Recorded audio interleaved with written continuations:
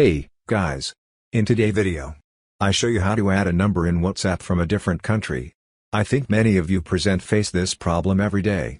If you watch today's video in its entirety, you will definitely not have to face this problem anymore. It is a very simple process. So let's start the video.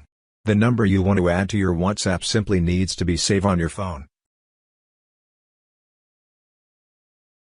And to save the number you must add the country code of the country in which it is located. To find out the country code, visit Google from your device and search by entering the country code. And next click on the first option, country code. Org. Choose the country code you need from here.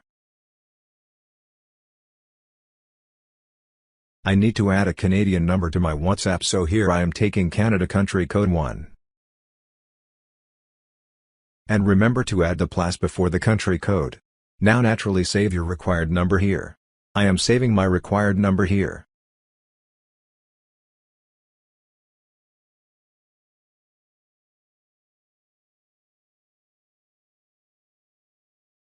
Once the number is saved, cut it out, and open the WhatsApp on your device.